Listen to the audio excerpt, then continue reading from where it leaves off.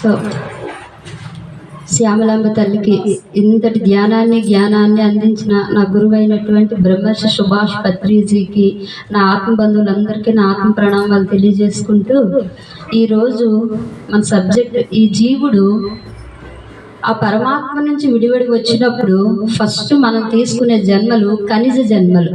రాళ్ళు కింద మనం ఫస్ట్ జన్మ తీసుకుంటాం. అలా ఎన్నో జన్మలు అలాగా రాళ్ళుగా ఉన్న తర్వాత జీవుడికి అనిపిస్తుందట, కదిలే జన్మలు కావాలి నాకు, ఇలా ఉన్న చోటే ఉండిపోయాను అని అనిపించినప్పుడు అక్కడి నుంచి మనం నెక్స్ట్ తీసుకునే జన్మలు వృక్షుల కింద తీసుకుంటాం. అక్కడ కూడా కొన్ని వేల జన్మలు వృక్షాల కింద ఉంటాం. అక్కడ ఒకే చోట ఉండి ఇలా కదులుతూ ఉండడం వల్ల మళ్ళీ అనిపిస్తుందట, ఒక్క చోటే ఉండి కదులుతున్నాను, కొంచెం అటు ఇటు వెళ్ళే జన్మలు కావాలి అని అనుకుంటాం. ఆ తర్వాత తీసుకున్న జన్మలు పాకిరేవి, నడిచేవి, ఎగిరేవి, ఇలా 84 లక్షల జీవరాశులు అయిపోయిన తర్వాత మానవ జన్మలోకి వస్తాము. ఈ మానవ జన్మలోకి రాగానే జీవుడు ఫస్ట్ తమో గుణం తీసుకుంటాడు. తమో గుణంతోని జన్మలు మొదలు పెడతాడు. ఈ తమో గుణంతో జన్మలు తీసుకునేవి వాటిని మూర్ఖాత్మలు అంటారు. వాడికి ఇంకా అప్పుడే తీసుకున్నాడు కాబట్టి ఏ జ్ఞానం ఉండదు. అవి మూర్ఖాత్మలు అన్నమాట. ఆ మూర్ఖాత్మలు ఎలా ఉంటాయంటే తినడం, పడుకోవడం, వాగడం, పని ఉండదు, పాట ఉండదు, ఇంట్లో తల్లిదండ్రుల మీద కేకలు. వస్తాడు ఇంట్లోకి, అమ్మ ఏటి ఉండవు అంటే పలానా రోజు ఇదే తినమంట. వాడు రూపాయి సంపాదన ఉండదు, రూపాయి ఇవ్వడు. కానీ ఇంటికి వచ్చి మాత్రం ఏం వండుతున్నారు, ఏటి ఎలాగైనా కేకలు వేస్తాడు, తిడతాడు, అందరి మీద పెత్తనం. వాడికి తెలిసింది తక్కువైనా సరే నాకే అంతా తెలుసు, ఇంకా అప్పుడే ఎత్తుతుంది జన్మ. కానీ ప్రపంచంలో ఉన్న విషయం అంతా నాకు తెలుసు అని చెప్పి మాట్లాడడం మొదలు పెట్టిన దగ్గర నుంచి ఎదుటి మనిషితో మూర్ఖంగా తర్కంగా వాదిస్తూనే ఉంటారనమాట. అలాంటి వాళ్ళతో మాట్లాడి మనకెందుకని చెప్పి మనమే నోరు మూసుకొని ఉంటాము. ఈ తమో గుణంతో ఉన్న ఈ ఆత్మ ఎన్నో జన్మలు ఎత్తుతుంది. అలాగా వీడి ఆత్మల్ని కుంభకర్ణుడితో కుంభకర్ణుడితోని పోలుస్తారు. ఈ తమో గుణంతో ఎత్తి రజోగుణంలోకి వస్తాయి ఈ ఆత్మలు. ఈ రజోగుణంలోని ఈ ఆత్మల్ని దుష్ట ఆత్మలు అంటారు.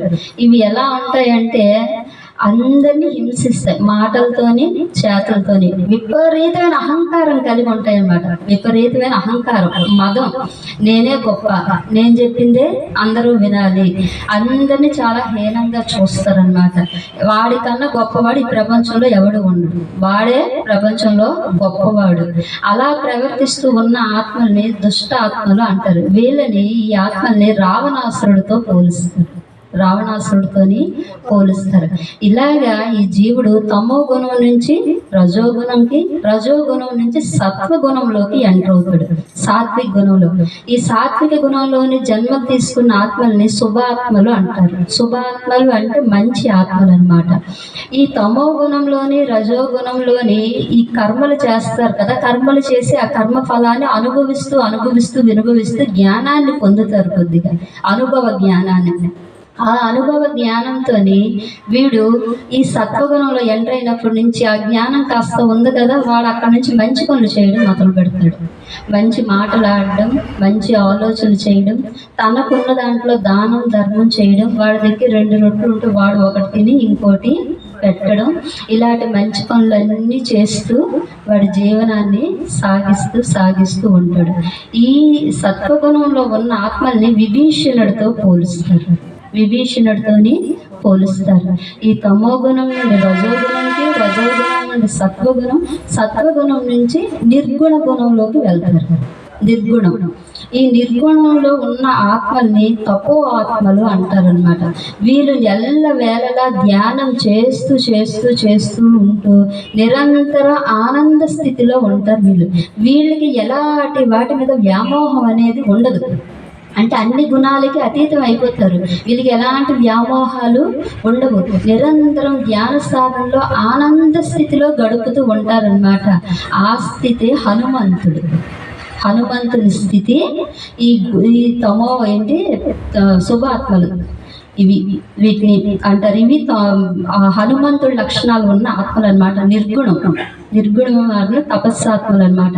వీళ్ళు ధ్యానం చేసి చేసి చేసి సాధన చేసి నిత్యానందంతో ఉండి ఉండి ఉండి ఉండి ఈ తపో ఆత్మ అలాగా పరమాత్మగా మారిపోతే అదే శ్రీరామచంద్రమూర్తి అన్నమాట. ఈ తపో ఆత్మే శ్రీరామచంద్రమూర్తి. అంటే తమో గుణం నుంచి రజోగుణం, రజోగుణం నుంచి సత్వగుణం, సత్వగుణం నుంచి నిర్గుణం నుంచి ఇంకేమీ లేని గుణం శ్రీరామచంద్రమూర్తి. సాక్షి భూతం అన్నమాట ఆయన, సాక్షి భూతం. సో ఈ జీవుడు జన్మ తీసుకొని తమోగుణం నుంచి రజోగుణం, రజోగుణం నుంచి సత్వగుణం, నిర్గుణంకి వెళ్ళి లాస్ట్కి ఈ జీవాత్మ ఆ పరమాత్మగా మారిపోవాలండి. మనం ఇప్పుడు ఈ ధ్యాన సాధన వరకు వచ్చామంటే తపో ఆత్మ మంది మొదలవుతుంది.